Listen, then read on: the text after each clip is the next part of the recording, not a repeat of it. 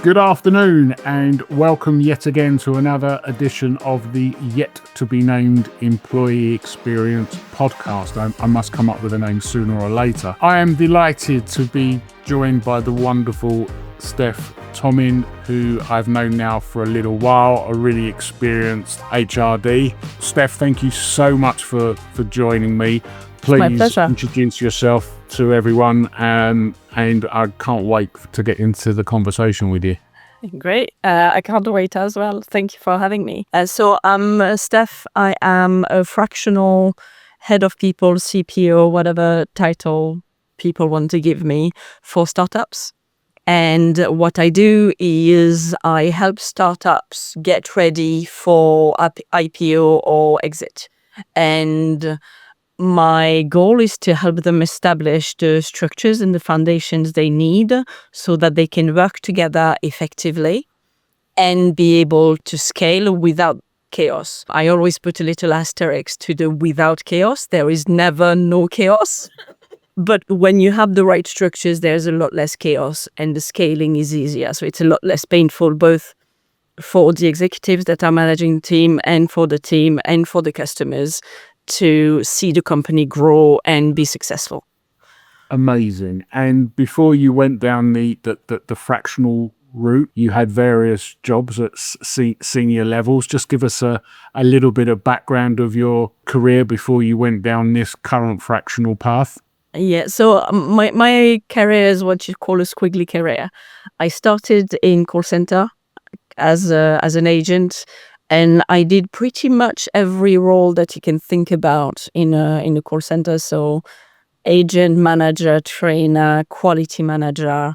And what I realized over time is that what I'm really, really good at is building good teams. And the reason why I'm good at building good teams is that I understand the systems that make the team work together. Over time, I ended up being hired away from call centers by one of my clients, which was a startup. And I've now been in startups for 19 years and helping startups grow their teams and build effective teams. And over time, what has happened is that I realized that customer success was limiting because I was only fixing customer success and there were other teams around that needed to work more effectively for my team to be able to work more effectively. So I ended up moving into the people function because then I can work strategically with the executives and help them build the best teams they can.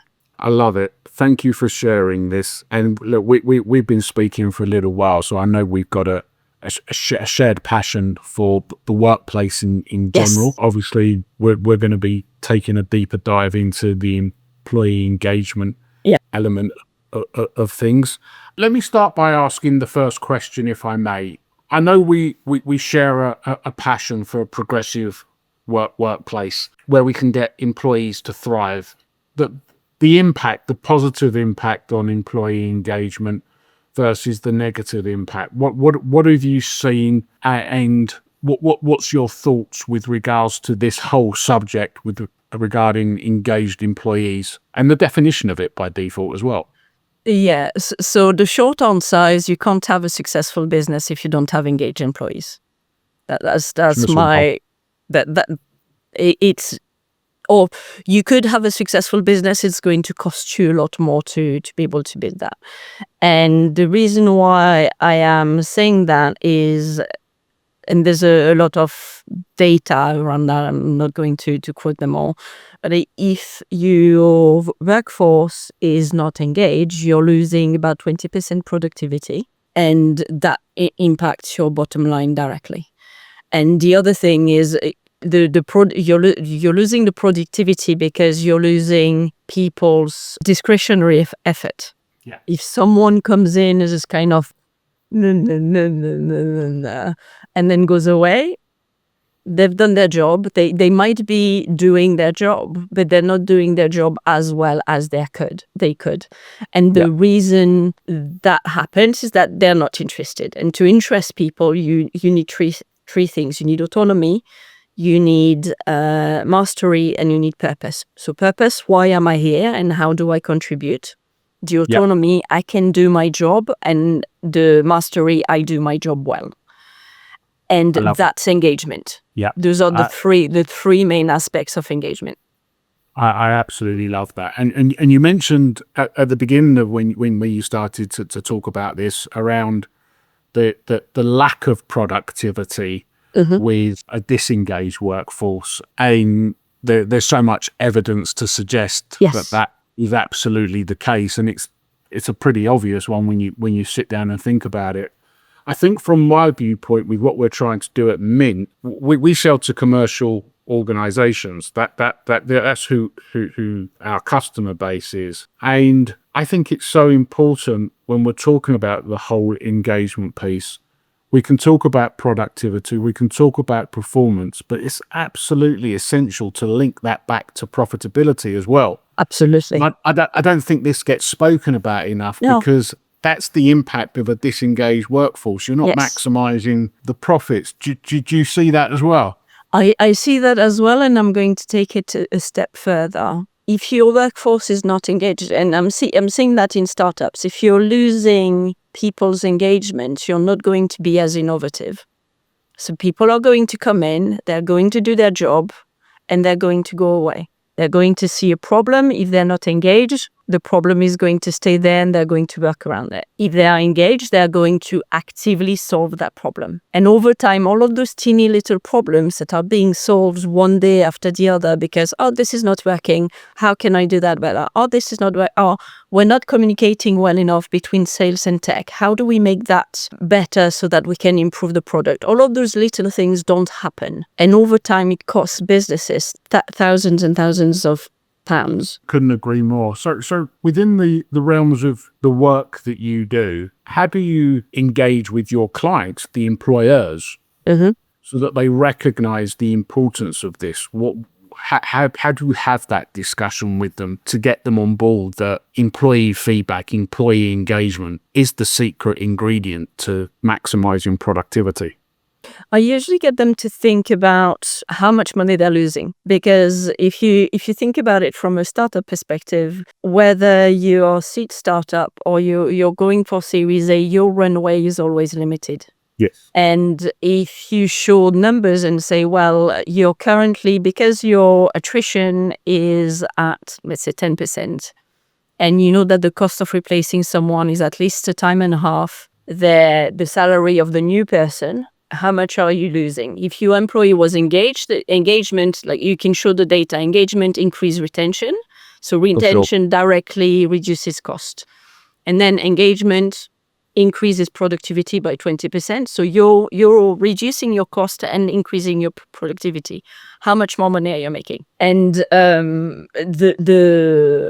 what I like with that kind of work as well is, because you're improving the environment, you're also impacting the people that are working in the team positively. 100%. And you're creating a work environment where people are actually thriving rather than just having the Monday scaries. Couldn't agree more. And then I think the byproduct of that, from my experience, is the customer benefits, because the level of customer service goes through the roof. Yeah. And it's always amazed me, why would anybody want a disengaged workforce representing their business? I don't think they think about it that way. But that's the reality, isn't it? They think about it as cost. So I'm going to keep my customer service team as lean as possible, so they're always going to be struggling. I'm going to stretch my sales team as much as I can so that they will always be struggling and not always achieve their bonus. I do the same with my CX team. Product team is in over their head and everyone is stressed. And it's not an environment where people will be doing their best work. If you think about it, like the audience, they think about it, you do your best work when there is a certain level of stress, like you want to do it and there's a little bit of pressure, but when there's too much pressure, your body just goes, I can't do it anymore. Absolutely. And it's a company's responsibility to manage the well-being of their staff without a shadow of a doubt, because again, that helps with engagement. If you show that you're going to get more commitment. I think that goes hand in hand. It's really interesting that you've dived into the cost element of this. So when you're talking about the engagement piece and implementing solutions, whether it be Mint 66 or anyone else out there, do you have a different conversation with the CFO than you would do with the founder or the CEO? Is there a different approach to each one of those individuals? The conversation usually happen at the same time, and the beginning of the conversation is usually, well, Steph, you're talking about something that's completely fluffy, and it's kind of no, not really. and then we dive into the numbers. So I ask them, what is your attrition currently? Did you know that the cost of attrition for a junior person is 1.5 times their salary? How much money are you losing? When you're losing a senior person, it can go to up to 2.5 times the salary. How much money are you losing? And why are people leaving? What's the reason people are leaving? Well, they're unhappy. Why are they unhappy? Yeah. And unhappy is lack of engagement. So already you're losing money. And now imagine that if all of those people stayed, so maybe you're going to the last people I worked with, they saved over 500K in improving their attrition. It's kind of, okay, add to that an improvement of your productivity by 20%. How much more runway are you getting? Yeah. And suddenly you see the lights go on and go, we need to pay attention. I think my experience since we started MIM is that the conversation between forward-thinking businesses that get that and those that are stuck in the mentality of, yeah, look, we do an annual tick box exercise. I'm fine with that. Do you see a shift in the market? I mean, from my viewpoint, I think the workplace is unrecognizable post-COVID, and the need for businesses to understand their people better has probably never been more relevant. What are you seeing out there amongst the client base you work with? I've been talking about engagement, well-being, purpose for the better part of 15 years. And at the beginning, I did a lot of networking and talking about what I was saying, and people were looking at me like that. They're just going, you're crazy. Yeah. And over time, and now I have people come talk to me and say, so that thing you've been talking about. And so I see a shift, and I think my experience is the tick box exercises is usually the larger organizations, because they don't really care, and they already have the money and they have the revenue coming in, and they know they have a product. And in my view, this is probably why large organizations don't survive as long anymore. You used to have like very long-lasting companies, and those are starting to die off just because they're not paying attention to the market, to their staff, and to creating a good environment for people. And startups, because they have to be lean by default, they have no other choice than to be lean. Paying attention to their people comes more naturally. It's easier to make that step. And there's also less, I'm going to say baggage, less history. It's kind of, we've always been doing these things that way. Startups are used to saying, okay, this is not working, what do we do about that? This is not working, what do we do about that? So they have that mindset. Larger organizations don't really have that, or older organizations don't really have that. Yeah, I think there's a generational shift as well in terms of people's mindsets, isn't there? So we've got this multi-generational workforce, but a lot of these innovative startups that are going out there are with people that don't fear about something that won't work, and they're full of enthusiasm. And I'd agree, from my experience, they do seem to be more people-centric. Yeah. Because at the end of the day, without their people, they just don't have a business. Yeah. Over the course of your time, have you been in an environment where you've really needed to spend some time turning things round from a culture and engagement viewpoint, and that you could see the benefit on the bottom line, on the productivity? I'd be really interested to to understand some of the things that you uncovered, but two, what were your solutions as well? Whenever I'm asked that question, the company that comes to mind is QuickUp. So the QuickUp was at the time, they launched pretty much the same time as Uber. And they were doing something similar but different. So basically, you could go and say, go to my local Tesco, buy me a Mars bar, a pack of rice, and tissues. And it gave you an estimate cost. You paid. They sent a driver. The driver would go do your shopping and bring your shopping home. Now, Uber now does that, but at the time they didn't, and QuickUp was pretty much alone in the market. And I wasn't in the people function yet there. I was as a customer success, and they hired me to turn their customer success team around. So the operations were 6 a.m. to midnight. They had been bleeding staff for months. People were just walking out. Middle of the shift, I've had enough, I'm just going. Technology didn't work. The systems that they were given didn't work, and no one cared. And because the success team needed quiet, they'd been put in a room in the corner, and no one ever entered that room. They could just completely ignore them.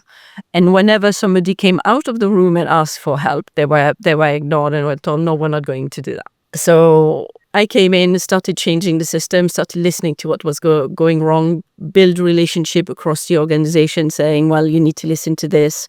The team has been talking about that. Why is it not fixed? The tech is not working. Can we give them a proper phone system rather than their own mobile phone? Can we give them a proper, really basic thing, putting the basic infrastructure in place so that people could do their job?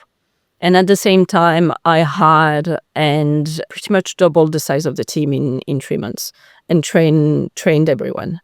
And as the team started to see that someone cared and someone was able to make change, people who didn't turn up for shift or left in the middle of the shift started to drop. The attrition dropped, I think, by 8% in a couple of months, and absenteeism dropped by 20%. And the only thing they wanted someone to listen to them and say, okay, this is broken, we can fix it. Yeah.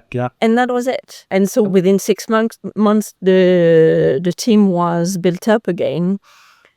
QuickUp at the same time kind of realized that London wasn't the best place for that and decided to down staff.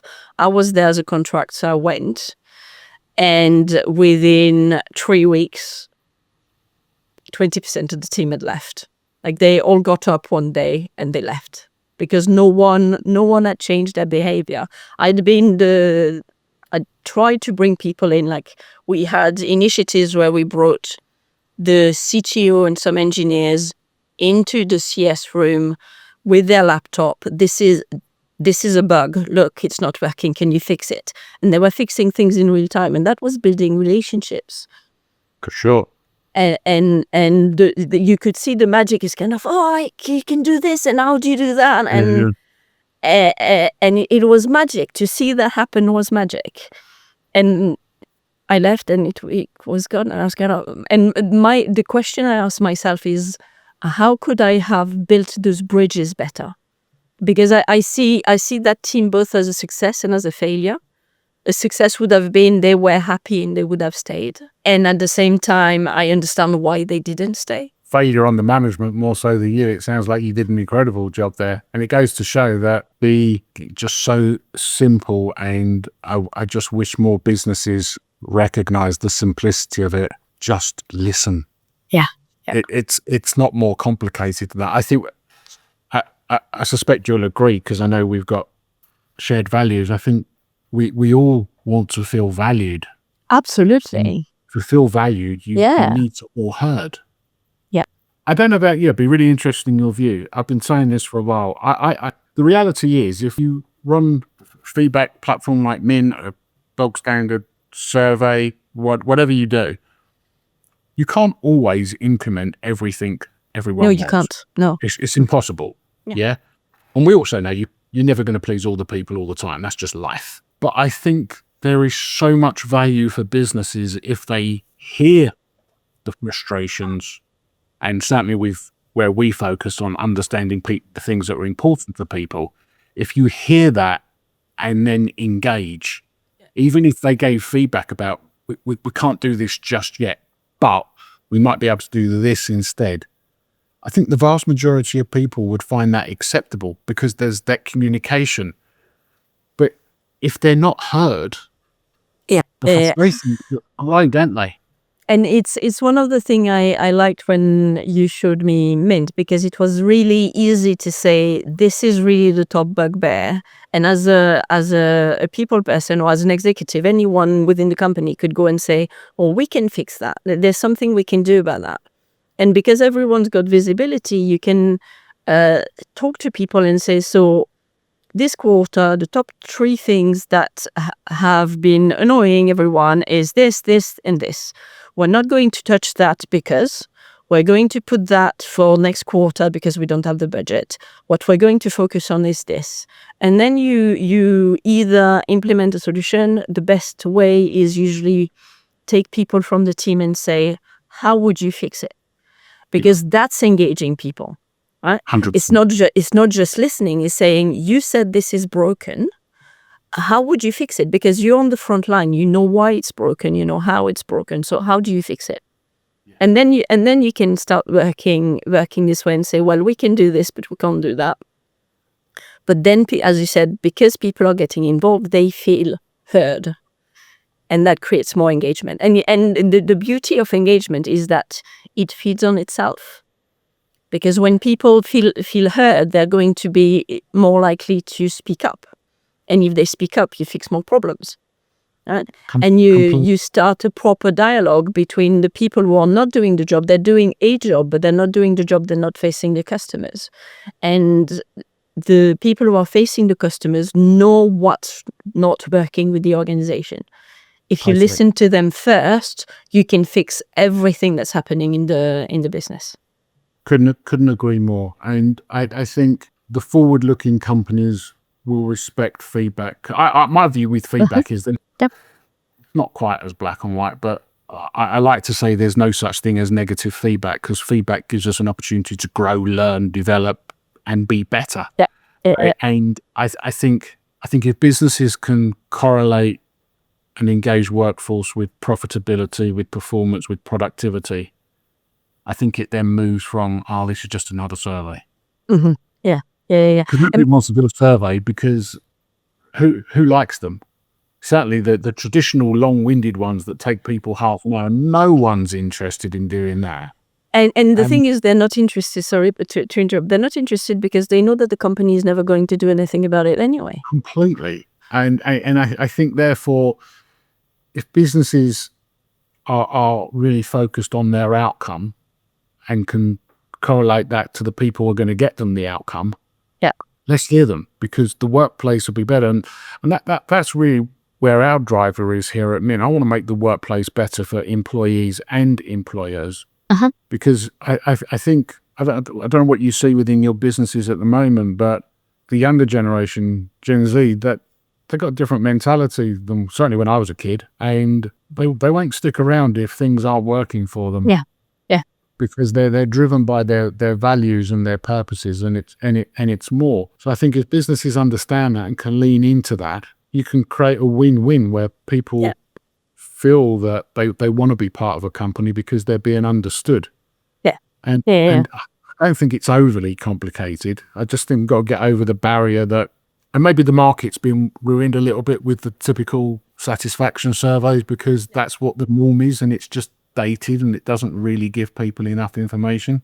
Where do you see business going at the moment? Obviously, it's been a really difficult couple of years for so many different businesses, and there's so many external factors that are affecting so many things globally. But I always try to simplify things, and I can't get beyond the fact that business has always been about its people, and no matter where we go, even in the age of AI, and this is really where I'm leading, it will still be about the people. Well, there's 2 things I'd answer to that. Business is there to make money. Like, the reason you have a business is to make money. You can be aspirational and have a great purpose and do something that will change the world. At the end of the day, you're changing the world and you're making money. Yes. The other thing is, as you said, business is about people, because you can't do business without people. You need someone who's going to buy your product. You need someone who's going to try your product. You need someone who is going to say, did you see that new app that I created that it is helping me with my employee engagement, and I saved like 50K this month just by installing an app and listening to my staff. And it's those kind of relationships. So the way I see AI, there are a lot of conversations about AI that are saying, oh, AI is going to replace the human and doing all the basic tasks. And no, AI is there to help us do repetitive tasks better. I use it regularly, and when I need research, or instead of trying to look through all the journals, I say, give me the 10 most relevant pieces of research and why they're relevant, and then I go read what I think is relevant. It's there to help us be better at our job so that we can connect better as humans. Agree. I see it as an enabler. Yes, exactly. Yes. We know that the jobs relevant to AI in 5 years' time, we don't even know about them today. Yeah. But I think it creates opportunity. And yeah, it will. Some jobs will go, but ultimately, I think if people look after their business, invest in tech that's productive for their people, I think they're going to get better business. And I think that's really where things are. In terms of, as we draw the conversation to an end, what's your hope for many of these startups with the way they operate? If you try to guide them away from tried and tested faults and pitfalls, what are you hoping people get to grips with quite quickly in today's modern workplace? Well, that reaches back to my own purpose, which is create work environments where everyone thrives. That seems like an amazing point to end the conversation on. Couldn't agree more. Steph, I always love talking to you. Thank you so much for sharing your time with me. I really appreciate it. And yeah, can't wait to speak again soon with you. Same. Thank you so much. Then. Take care. Okay. Bye. Bye. Bye.